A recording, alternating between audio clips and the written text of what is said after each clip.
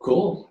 You guys want to do introductions? Yeah, Raf, you're up first. Okay, so I'm Rafael Morano. I'm product lead on Cheeze Wizards. Been making this amazing game with a fantastic team for the past 4 years. I'm very happy to be able to start reviewing stuff now, telling people, and very excited of. So I've been making games before, regular games, work at Ubisoft, work at CCP on EVE Online, and blockchain is the special place where users get to have a more significant role in building the game, not only playing, and the hackathon is proof of that, and this is something that I'm very excited about, and very eager to see what you guys are going to do. Awesome. Hey, my name's Avi. I recently joined the Cheeze Wizards team as a growth engineer. And basically my job is to help sort of realize the opportunities where we can make Cheeze Wizards a real social spectacle and sort of build around, all the aspects of, hey, making people, battle and come back to the game. So that's super exciting for me, and I'm really excited to see what the community comes up with in this regard because of the open, extensible nature of the game. Yeah, it's very exciting for me. I've been in games as well, previously at Zynga, now at Dapper Labs, and loving every moment of it. Excellent. My name is Alan, and I refer to myself as a product enthusiast. I work primarily with the CryptoKitties team, but I've also been involved in the Cheeze Wizards development process. I've been trying to help bring the voice of the community from Discord, which includes both players and the developers. So oftentimes when you're providing feedback or asking questions there, I'm trying to take it to the rest of the team and make sure that they're aware of what people are thinking about. And I'm incredibly excited about Cheeze Wizards. I feel like when we built CryptoKitties, it was a big unknown, and a lot was learned there. And we were able to bring a lot of those learnings to the development of Cheeze Wizards, so that everybody is actually able to build on things extensively, more natively with CryptoKitties. Sometimes it was a bit of a hack with things like kitty hats. But we're hoping that there will be more opportunities for more native interactions, and very excited to see how it plays out, because even though we've learned a lot, it's still a grand experiment to find out when you actually build in some of these hooks, who takes advantage of it, and what did we miss? Hey everyone, it's Benny, founding team member of CryptoKitties. I was there during the alpha version that was launched at ETH Waterloo, and part of the entire journey of CryptoKitties and the beginning of Cheeze Wizards. So really excited to be here. I like to think about what I do here is throw big parties and build communities and work with an amazing team to launch some of the most innovative blockchain native games that are defining new genres and pushing the boundaries of the combination of the blockchain and games. I think that we see a lot of blockchain games being built these days where it's really like a game with a blockchain plugin, and somewhere in the settings or menu, you're able to convert your heroes or items into an NFT. But for us, we feel like that really hides and kind of removes the blockchain component to be just a tiny little feature of the game. And so hence why we worked on and built Cheeze Wizards as a battle royale type of game where the actions are on chain and there's dueling contracts, as you've seen in tournament. We'll get a little bit more into the details after, but we think that it will set an entirely new standard and inspire others. Specifically, even having this hackathon, such an early stage of the game, we think that there are so many amazing things that could be built by the community that will extend the game. So we're really happy to have you guys here. I'm facing this way because my camera is pointing to me, so it's a little bit awkward with this other camera, but we have a few things, topics to discuss with you guys, and then we are also going to show some of the new battle dueling for the update from the game to really get this all started.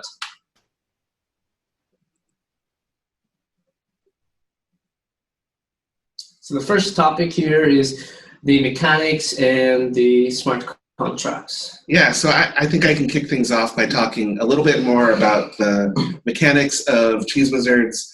And to start things off, I think I'll cover just the basics, which is Cheeze Wizards is built around the idea of a grand tournament where ether is power and power is ether. They're mapped pretty much one-to-one. And wizards have the ability to cast spells in duels with each other. And based on the outcome of that duel, they're basically able to steal power from each other. And over the course of the tournament, there can be only one in the end, and that will be the big cheese. And the goal is to essentially consolidate all of that power that starts off spread among thousands of wizards until eventually there's just one wizard left. They have all of the power, and at that point they're able to convert their power into the big cheese prize. And that's it's going to be a very exciting moment. And I really believe that the process of getting there is going to be a lot of fun. We built some interesting kind of new ways of doing what sounds like a pretty straightforward rock, paper, scissors style battle system, where normally when you play rock, paper, scissors with a friend, you have kind of equal odds, right? So everybody, you have an equal chance to win and to lose the duel if you're just playing rock, paper, scissors. But for wizards, their relative power level actually affects the outcome of the duel a great deal. You still have the same basic chance to beat your opponent, right? If you can outsmart them, then you can win more of those rounds. But if you manage to win like 5 out of 5 rounds, that's a very difficult thing to do. It's something that gets rewarded greatly, and that plays into the kind of David versus Goliath style battles that are possible in Cheeze Wizards, where a low-powered wizard can challenge a high-powered wizard. And in most cases there, the high-powered wizard is going to completely crush the low-powered wizard as long as they kind of win more rounds than they lose. But there is a very small chance that low-powered wizard, if they can completely obliterate their opponent, can grab a large chunk of their power. And so it's not your typical style where both players have the same amount on the line, but the more you have on the line, the kind of greater the chance you are to walk away victorious. And that plays out especially in some of our Ascension duels, which are a special case kind of duel that happens as a result of the blue mold mechanic. Raph, do you want to tell us a little bit about what the blue mold is? Oh, just leaving the complicated part to me. Yeah. Thanks. So there is, so those wizards would fight, and the things that the power transfer can go either way, and then realize that the game could stale or like just be too stabilized. So at a given moment, the blue mode's going to start. That's like the evil powers that come from beneath, and they start to eat up all the wizards. That blue mode's going to set a threshold that goes up every day. And any wizard whose power is below that threshold, it's just going to leave the tournament. Their power is still going to be part of the big cheese, all that stuff. But so it creates this urge for the wizards to keep fighting each other and try to get up and kind of survive the blue mode, especially the ones that are ranking low. Yeah. And the Ascension is a way that if you can find no one to fight you, and people would just like, hey, let's like leave blue mode, eat the weakest. Now he has an option, right? He can actively go and say, I'm going to send, and if nobody fights him for a while, then he can survive and raise his power above the blue mode. I always think of the blue mode like the circle, in battle royale games. It's closing in on you. It's always pushing people to fight more. So Exactly. that's always the way I think about that. Yeah, we played PUBG and Fortnite, so we kind of like that kind of mechanic, and that's the same reason, right? The same reason that PUBG and Fortnite have the wall that brings people together, so they're actually forced to fight each other. We needed something similar, and we made the blue mold for that. Yeah, so the stronger your wizards are, kind of the more leeway you're going to have, especially early on, to pick and choose your battles, or go away on vacation for a little while without having to worry about your wizard's fate. But as that blue mold grows and grows, and it doubles every day, you need to be battling. And so the way that we ensure that you always have the option to stay above the blue mold as long as you can win your duels is that Ascension battle. And by opting into an Ascension, like Raph said, if nobody challenges you, then you're guaranteed to raise your power level kind of for free above that blue mold level, so you're safe, which is an incentive. Yes, go ahead. But yeah. So there's a flip side to that, which is you're also saying, I will accept the next duel that next challenge that comes my way, I have to accept it. And so it is your way to guarantee that you can stay above that blue mold as long as you can win, but you also have to do the battle. You have to stick around and wait for that battle to show up. And like I said, if it doesn't show up, you're good, but it's very likely that it will, because people are incentivized not to just let you get free power. That just kind of hurts their chances of winning the big cheese. And so that creates a special Ascension duel, and the way that we ensure that you leave this duel either eliminated from the tournament or above the blue mold level is it becomes, for you, an all or nothing battle.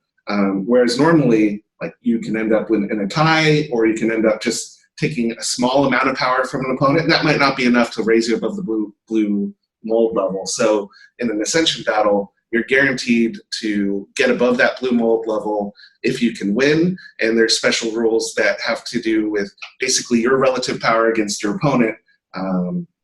If you're fighting someone who's twice as powerful as you, then you need to not just win, you need to, so if I just won two rounds, lost one round, and tied twice, that's not enough for me to actually win the Ascension battle against a wizard that's twice as powerful as I am. And there's various ways to kind of increase the power of your victory. Later rounds, because every battle is 5 rounds of spell casting, and later rounds are worth a little bit more victory power if you win. And also there's this concept of elemental wizards, which is also core to Cheeze Wizards and one of the really interesting mechanics of the game, which is as opposed to a rock, paper, scissors style that's just straightforward, some wizards are affiliated with fire, water, and wind, and so they can actually, if they cast that spell, they're essentially doubling down on the result of that duel,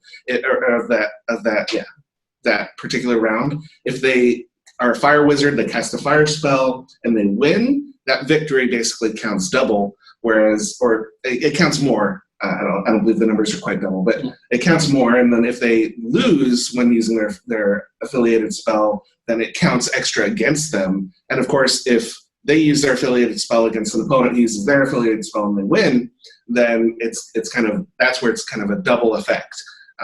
And we're playing with the idea of calling that a critical hit. And so there's various ways for me to defeat Benny, who's got twice as much power as I do, by winning the right kind of rounds. And all of this is very cleverly and tightly put together in the smart contract. And Abhi, I'm hoping that you can kind of tell us a little bit more about the smart contract. Yeah, absolutely. So first off, just to put this out there, the smart contract code is actually available for you guys to look at. It's on the Hackathon website, on the page that we'll be sending out. Mm-hmm. So you can read over all this code that I'm about to talk about in great detail and ask us questions in the following sessions.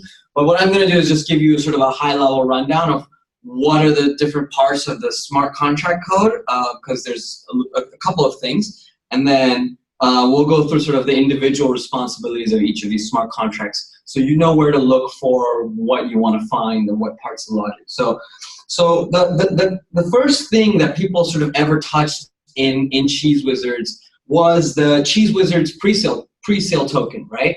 And this is basically an NFT. And this NFT was minted and sold by us during the pre-sale, and whoever bought this during the pre-sale will now have the right to own a wizard during the main play period and the tournament period. So this pre-sale wizard gets converted into the main wizard token, which in the code I believe is called Wizard Guild. It's under wizardguild.solidity. So there you'll find sort of all the logic that actually defines how we take our pre-sale wizards and turn them into sort of real on-chain wizards. I mean, everything is on-chain, but real wizards versus the pre-sale wizards. I kind of think about them as turning from eggs into real wizards, but I don't know if they're really ever eggs. But anyway, so once you have these wizards, the next part of the smart contract system is the gatekeeper. So the gatekeeper, and in the code base it's called the inaugural gatekeeper, but since this is the first tournament, the gatekeeper decides who can enter a tournament and when. It decides sort of the timing and cadence of when different parts of the Cheeze Wizards tokens can enter a specific given tournament. And finally, the tournament is actually the meat of this entire system. The tournament controls a lot of sort of how the battles work and how wizards increase in power by doing duels, by dueling. So it contains all the logic to control duels, how that, and those transactions are run through the basic tournament. And there's sort of a side component to the basic tournament, which is called the duel resolver. In our case, we have the 3 affinity duel resolver. So you'll see these contracts all inside of the repository that we've shared out there. And each of these parts is responsible for a small chunk of the thing. And what was really interesting was how our engineers, and I'm not a smart contract engineer, but one of our smart contract engineers, Chris, he gave us a quote right before this meeting. I said, hey, if you want to share something out to the community, what will you share? And he said, it's tougher than it looks. So even though the code there looks simple, it actually took us a lot of iteration and rewriting to get it to be small enough to fit inside the block limits, to be readable enough so that the community can take a look at it and understand how the game works, and sort of be able to build up things on top of it. Because that's something really important, right? In the Ethereum community, you want to put something out there that others can also read or also trust or also learn to use. So that was something very important to us. We hope that you'll find the documentation helps, and that as you go through the code, feel free to drop in our Discord or ask us questions in the webinars that we'll be doing in the future. And so we're going to save all the questions to the end. If you have questions through this session, feel free to write it in the chat there, and we'll queue it all up and we can go through it near the end of the session. So the next section here is challenges and lessons. Raf, do you want to begin with some of the challenges of building Cheeze Wizards? Well, I guess I think I kicked it off a little bit. The first one, it's like having the gameplay lot. So we set up to say, one of the things cool about CryptoKitties that we did before is that the logic is on-chain, right? And we're very proud of that. And the kitty birth and all that is all on-chain. And I said, what else can we do on-chain? Can we make something that is like the mechanics of CryptoKitties? You play it by yourself. You just need two NFTs, and you merge them. They create the third one.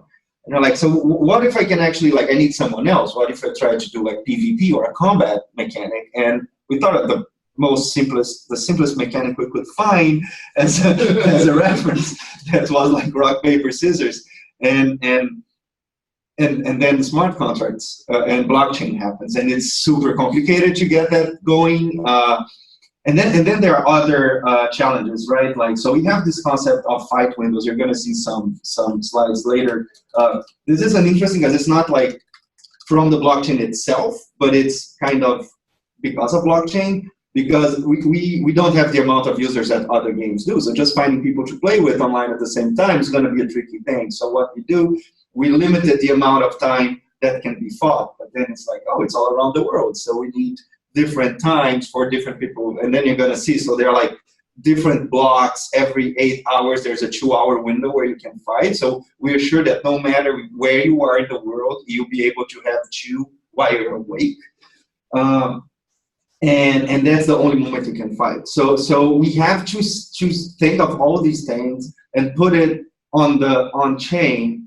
And then it goes like the old games in cartridges like NES or Super NES for those who are old enough, or even PlayStation PSX, right? Because once it's done, it's done. There's no live update. You can't really like tweak the thing or improve it. So it's like, it's really like, so we have to double check it. So I think that is the biggest challenge and the biggest lesson we learned is that, yeah, blockchain is very complicated. And then there's the whole thing, like it's slow, it can be affected by an ICO that comes up and we don't know about it, right? So it's kind of like very unpredictable, but it's very fun. It's fun challenges. And I think that it's what we set out to do, like to pioneer, like we did with CryptoKitties, to take it a step further. And yeah, good luck. Yeah, the margin for error is small because of the fact it's immutable. You can't change it. You know, we go through audits and reviews, but at the end of the day, you know, it's still smart contracts. So it's always a challenge to make sure that it's right. You know, yeah. That's always. And we're all going to learn a lot from experiencing this together, which I think is going to be exciting. I think some best practices are going to come out of it. Probably realistically, some lessons learned are going to come out of this and be like, if we had it to do over again, maybe we would change the way we handled this. We'll find out. And of course, if you're reading the smart contracts today and you see anything that stands out to you and concerns you, please raise it with us. I think emailing us is probably the best way at this point. Dev at Dapper Labs, I think, will be a great place to send those kinds of reports or questions. Yeah, so dev@dapperlabs.com email, and we'll definitely take a look. The smart contracts, we believe we're happy with them, but you know, it's not out there yet. So and the APIs are also listed in the Hackathon CoinList page. They're built in partnership with Alchemy. So all of that is accessible for people to pull in the wizards and call them in functions. Now there are still we're still missing one more endpoint, right? I believe. Yeah, a couple of them. There's still some devs.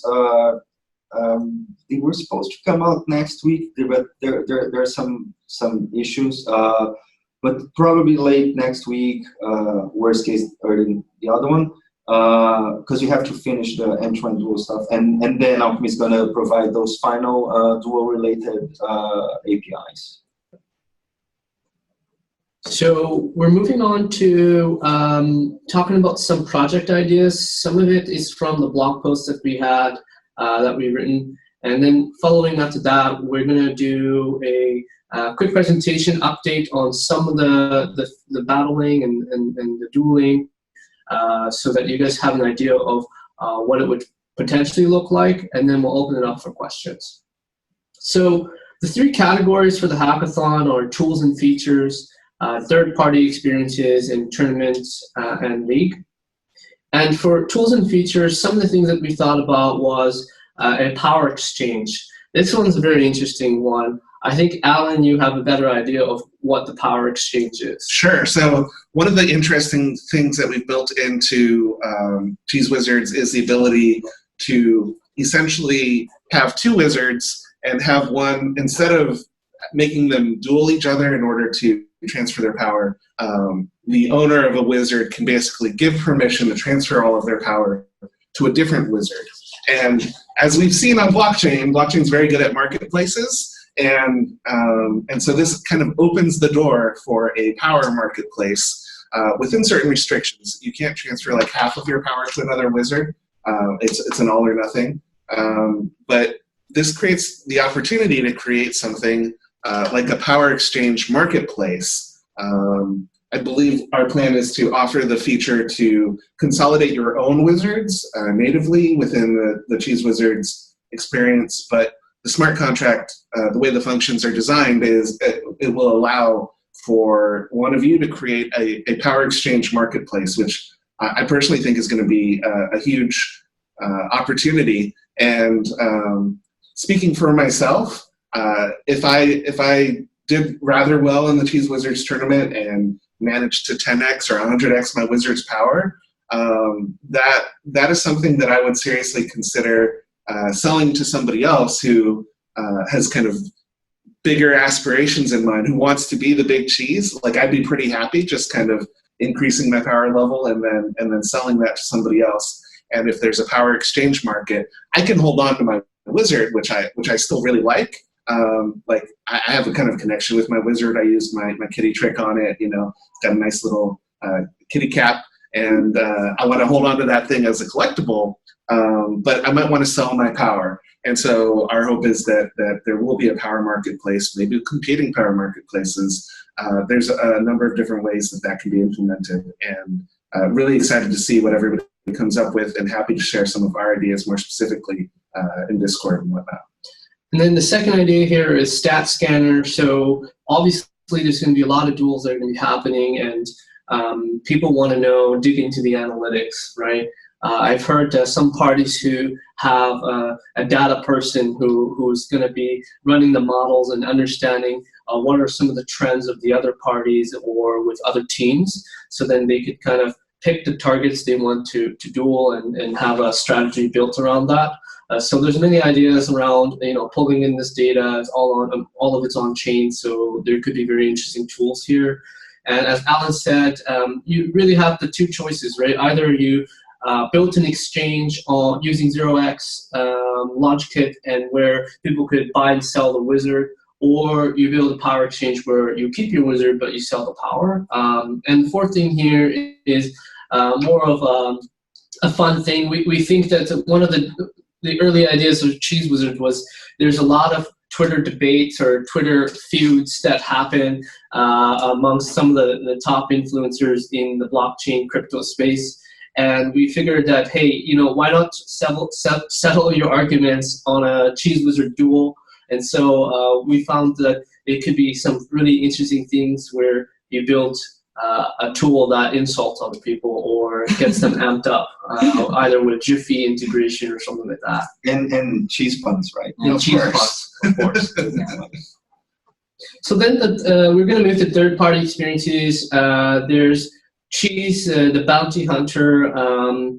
Imagine that you build a tool or an experience where people want to target people, right? Of course, an individual could have many wizards, but I think the goal for winning the big cheese, or one strategy, is target the person who owns all of those wizards and slowly peck off certain wizards that they have that matches with the power that the wizards that you have.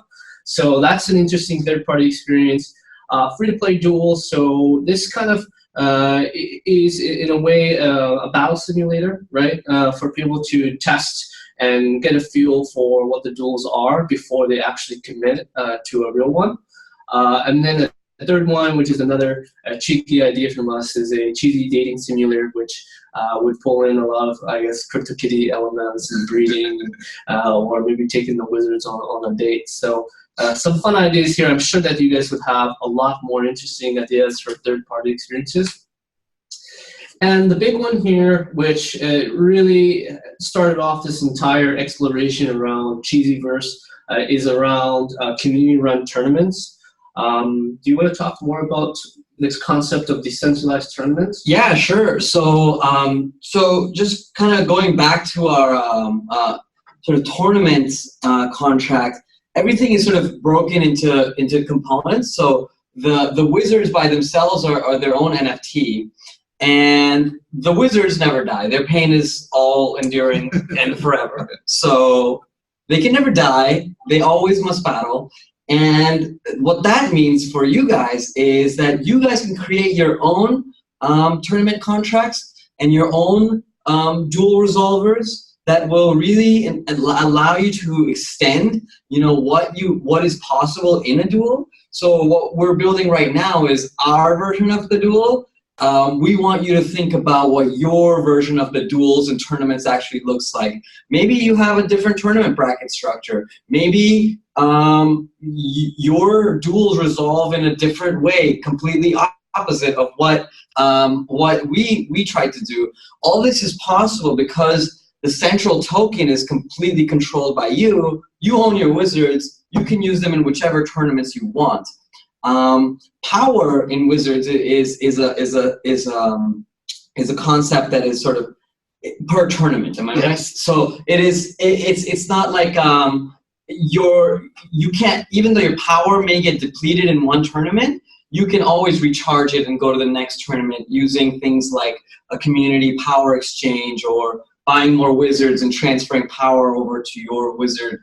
So those are all possibilities, and we really want you guys to sort of think about everything. It's really blue sky, and because this is blockchain, we want you guys to keep it weird and fun. Absolutely. Yeah. And one thing I think that we should probably make clear is, so far all of the wizards that we've sold, the pre-sale, and some of the fun things like the Mold Magicians, which are currently available if you want to be one of the bad guys of the Cheeze Wizards universe, or the Founder Cheeze Wizards, all of the power associated with every wizard in the game right now, this is specifically power in this inaugural tournament.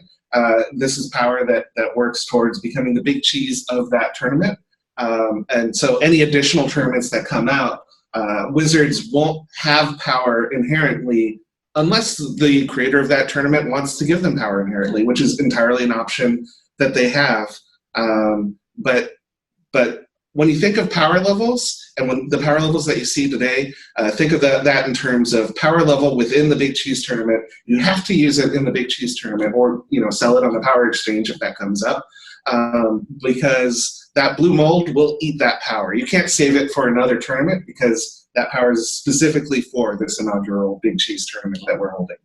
And why would somebody, Raf, in Taiwan or in Vietnam or in Berlin want to organize a tournament that is Cheeze Wizards after this Cheeze Wizard inaugural tournament? Oh, we believe that this kind of, especially like competitive gameplay, is very, very social. And as you know from games, like it's really cool to be part of the big one, of like kind of anonymous, but trying to see who's the best, the first one, all that. It's lots of fun to play, FPS with friends, right? It's fun to play any kind of competitive game with friends and on a smaller community where you know a lot of people. And yeah, so that would be, that I see that as the main case. Like we create a chapter of our city or of our school, or like of this group of people. It can even be like online, because geography is not really that thing in the internet, right? Sure. It's so scattered, but certain groups of people that really like it and making their own tournaments, and like closed tournaments that can require any kind of buy-in. Like, it's a very high power. You got to put at least like 10, 100, like, and everybody's super powerful, and you have these powerful things, but they're super close, like nobody else can come in. So it can be like this exclusive. Yeah. And I can even imagine a place where you can kind of choose and pick and play between all these tournaments, and how we sort of play a part in that will be really interesting to see as we go forward. Great. So the next section here is to kind of talk about some of the things that we've been working on. As you guys know, if you've been visiting the website, there is now the Cheezyverse page, and we're also working on some new features. So one of the new things that we've introduced is the Mold Magicians. There is in total 148 of them. And right now, I believe it's 42 that is available. Yeah. So the Mold followers are a tier of 42 Mold Magicians. They're available. And if you look at them, they actually have a lot of power in the tournament. They start with, I believe it's 1,134 power, initial power, which if you were to summon a wizard that has that much power during the pre-sale, that would have cost you 1.134 ether. So at a base level, they have as much power as any wizard summoned with 1.134 ether. But beyond that, like as an NFT and as a collectible, that they're very cool. They have this artwork and lore behind them that excites me, and I really love the idea of getting to be one of these bad guys and getting to kind of stand out. Like if you end up in a tournament with one of these guys, it's gonna feel special if you end up with a duel with one of these guys compared to another Cheeze Wizard that might more closely resemble others that you've fought in the past. Like if you come up against this guy, you're gonna really want to beat him. Or the more fun thing, of course, is to be this guy and to like basically win the tournament for the mold gods. And so like these are kind of toys that are out there for people to play with and make their own and connect with. And one cool thing is that the traits, the kind of visual attributes that you see these Cheeze Wizards have, the Mold Magicians, they have these like triangular brooches, the black color schemes, and of course the blue cheese faces. This will all be stored on chain. I believe we're planning to use IPFS. Yeah, but we're not promising that yet because we don't have it on the timeline. Yeah. We're looking at that, but the idea there is that while these don't have gameplay effect in the inaugural tournament, other than the things that I said, they're cool, but they fight like any other wizard and they have power that works the same as other wizards' power. But it's possible that people can create any kind of gameplay where the traits matter here, and where maybe every duel has to be between a mold follower or a mold magician versus a regular one. And so it'll be interesting to see what excites you and enough to build it. That's great. Shreyas, we do have more slides to show, but I wonder, we have 15 minutes left, right? Is that correct? That's right, yeah. Okay, maybe we answer some of the questions here and then we could continue on showing more about the game. Yeah, I think that makes sense, yeah. Okay. So the first question here is, if you own a wizard, is there anything I have actively to do in the course of the battle? Yeah, so I think I can answer that. The next phase of the tournament is the gathering, which is where Summoning Wizards picks up kind of where it left off. So if you didn't have a chance to summon a wizard, or you wanted to add to your army, or you just wanted to get more wizards with higher power level, that'll be a great opportunity to pick up new elemental wizards with high power level, new neutral wizards to kind of build the breadth of your army. And then as soon as the gathering section is over, the next phase of the tournament is, it's the meet and greet, I believe it's called. And this is where duels begin. And so the way that kind of plays out is you'll have all of your wizards, and then you'll be able to send challenges to every other wizard in the game, regardless of their power level.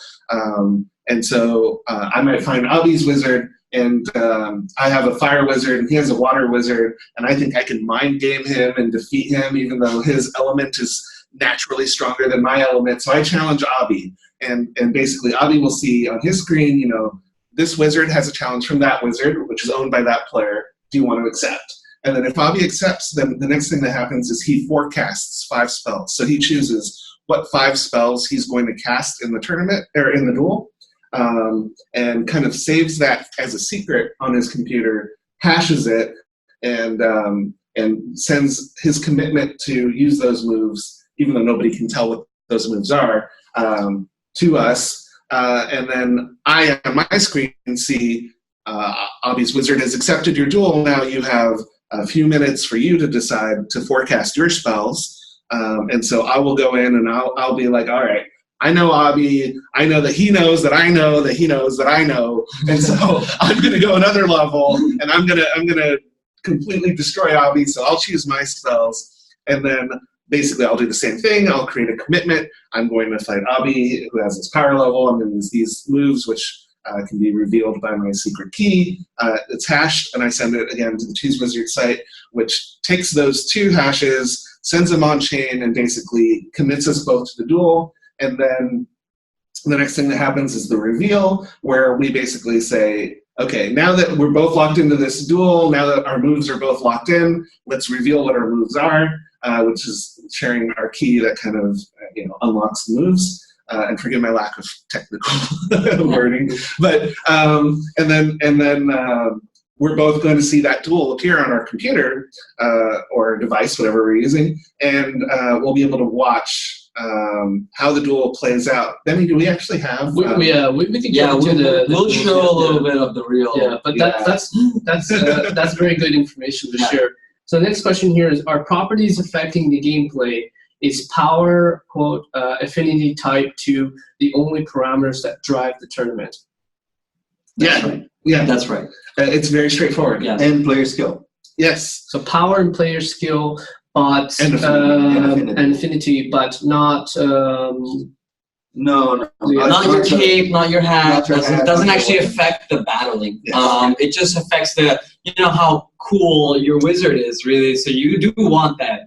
It's like a flex, right? Yeah, it's a flex, but inside of the battle, the only two things that matter is your wizard's affinity, the duel, and of course the moves you pick and how you strategize to pick them. Okay. And we're speaking of the official, inaugural tournament, and again, right. Who knows how future tournaments will. In a future tournament, maybe your wizard ID matters. Who knows? Like that could be a community-driven tournament that you guys decide to make that makes sense to you guys. There actually is an edge case in our tournament where, in the case of an essential duel of equal power wizards, as I said before, there has to be one winner who comes out of that.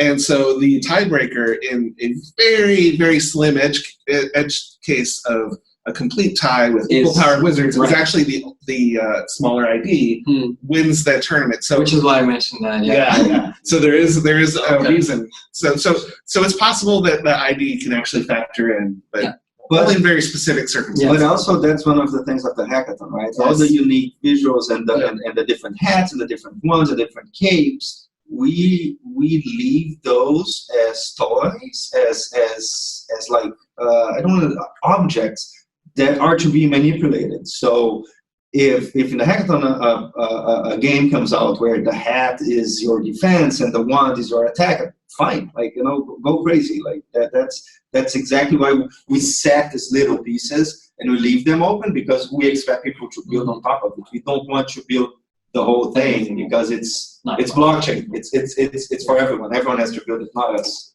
Next question from Max. What would be the estimated length of the tournament? A week, a month?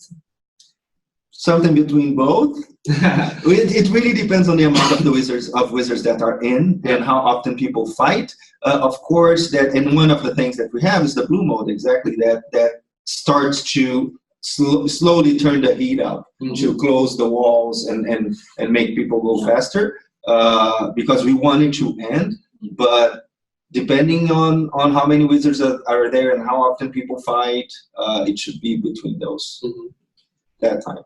Okay, the next question here is, will there be some test battleground we can use during the hackathon? As for battleground, I mean some place with active duels. So this, I think, is not an active consideration. We're thinking hopefully maybe you guys will take some of the battle code and put it up and build these kinds of experiences, which are sort of mock battles or test battles where you battle simulation. Yeah, exactly. So you can definitely take some of those contracts. Go ahead if you can deploy those, and maybe we can talk about something interesting where we can actually do one that allows that as well. Raph, is that something that's actually actively in the works right now? Us running a hackathon specific version of the tournament for developers to be able to test things out. Cool. We have to finish that part right now. We hope that the deployment of the contract in Rigby is going to give a lot of stuff around that. So yeah. Yeah. Okay. So Andrew still says that if you own a wizard, is there anything I could do with it actively besides like the tournament? It's unclear beyond the tournament what you could do with the wizard, and I think part of the answer is that's the reason why we're having this hackathon, right? The Cheezyverse, just like the Kittyverse, had the extensibility both in tools but also mini games like Kitty Racing, Kitty Battles. That give you more fun things to do with your wizard, and we're really leaving it open, and also that's why we're having this hackathon for all of the creative people to think of amazing ways that they could pull Cheeze Wizards into third-party experiences. Sina messages here, just to clarify, the tournament is not open for participation in Canada. No, you can own a wizard, but you can't fight. Because in Canada, in a few states in the US, we were deemed as kind of, since it's a skill with money, like liquid, like equivalent of money prize, it's not really like, it's kind of gambling in their perspective. Not gambling, but it's like it's a money prize skill game. So in some places, it's not allowed. We don't have the license. Sorry. But you can own a wizard, you just can't play the tournament. So Jordan says here, beside the blue mold, does wizard out of the tournament mean wizard's power is 0? Oh, I mean like when the wizard's like out, loses a bout. Yeah, so at the end of this tournament, like I said, power only really matters within the context of a tournament, but over the course of the tournament, every wizard is going to have their power drop to 0, except for the big cheese. And so yeah, you can expect that all wizards are going to end up out of the tournament, and that is synonymous with having 0 power left within the context of this tournament. And if you get consumed by the blue mold, that drops your power to 0. Obviously, if you get defeated, crushed by your opponent and they steal all of your power, then your power will be 0. And there's also a situation where the blue mold is at a certain power level, say 100, and you have like 105 power, and then you duel me, and I manage to steal 10 power from you. That drops you below the level of the blue mold. So instead of me taking 10 power from you, I actually take your whole 105 power, because I basically like kicked you off a cliff, metaphorically speaking. And so one of the great strategic opportunities as a player is to have the kinds of wizards available where you can get somebody in that position to accept a duel with you, and you can basically leverage a small victory into a large accumulation of power. And on the flip side, you probably don't want to stay too close to that cliff, so play actively early before the blue mold starts, and you can kind of avoid situations where a very small loss can result in your entire wizard being lost in a single duel. Andrew asked, can you go through the entire tournament without ever accepting a single battle? No, so if you do that, what's going to happen is the blue mold's going to rise to the power level of your wizard and consume you. So, well, perhaps if you ascend sneakily multiple times, sure, right? You can make it all the way to the end, but I don't think anybody's going to let you have that. Yeah. So we'll find out. But, theoretically, cool. Yeah, in theory. Also in theory, if you happen to be the wizard with the most power and nobody did any duels, you would in the end win, because everyone would get eaten by the blue mold before you. But these things are not going to happen. I would eat my hat if that happens. Yes. You said it on the internet. Okay, Federico says, are you concerned about the possibility of people building bot players? The economic incentives are there, and decentralization makes banning of bots accounts difficult. Maybe you like the idea of people coding bots. Yeah, I don't believe there's anything in the terms of service that prevent you from using tools to help you participate in duels. Obviously, everything happens on chain, and if it's a valid move, it's a valid move regardless of who generates it. So if you think that you have the technical skills to build something, that could be something you build in the hackathon. And also, the game mechanics are designed in such a way that that botting actually doesn't give you an inherent advantage like it did in CryptoKitties, because in CryptoKitties there was a lot of information in terms of genetics and finding out what sort of gene lines are. But here the logic is pretty simple. Like, you and I can understand, hey, this wizard battling this wizard, this is kind of the outcomes. Now, how fast can you do it, and how much data can your bot analyze? I guess that is the real question. But I imagine people can do that with Excel or spreadsheets too. Yeah. So really, a bot doesn't give you inherently as much advantage as it did in other. No, you're not going to get a huge advantage. It's not. It's more about the logic and the strategy you use when looking at your enemy's history and what you infer from that to decide your moves. And if you can think that, then you can code that, then it's fine, but you have to think it first anyways. Yeah. Sure. Exactly. Your bot's got to be smart, right? And one thing that we've seen in CryptoKitties is sometimes there's a bit of a rat race between the bots and the human players, and human players will come up with a strategy that basically takes advantage of the fact that the bot is very predictable and find ways to sort of exploit that. And so you're opening yourself up to that if you're automating your duels. But yeah, you're free to do so. It's not a concern. And we have very regular sort of windows for play, so that also helps. Yeah. So we're going to speed through some of these last questions, and then we'll wrap up with some of the new things that we're working on. How do you get notifications about a tournament or a duel? Yeah, in-game notifications, and you're gonna get sent email. So make sure that you don't put us on the junk mail or anything like that, because you need those emails coming. Like when fight windows open, fight windows close, blue modes coming up, values when you have been challenged, all that stuff.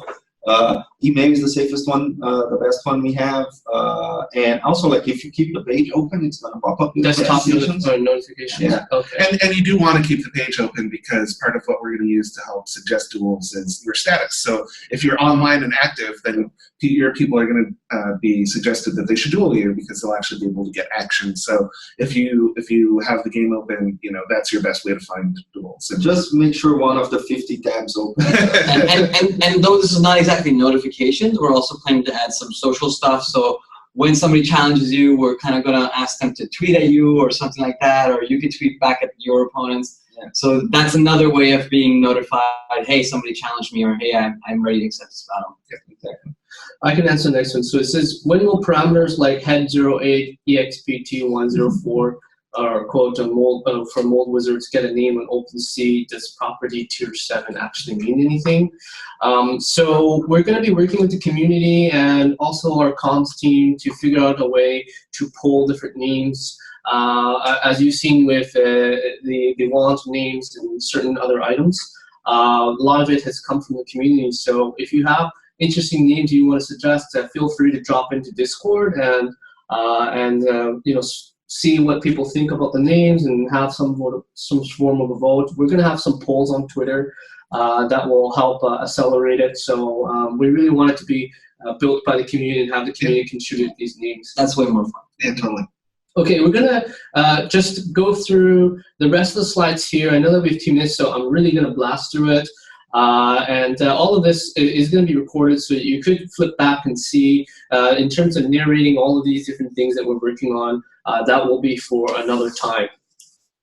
So we've been working on search and sort wizards for players. This is an easy way for you to look at, as Alan mentioned, which players are online. You can see how many wizards are remaining and the total power of all the wizards that they have.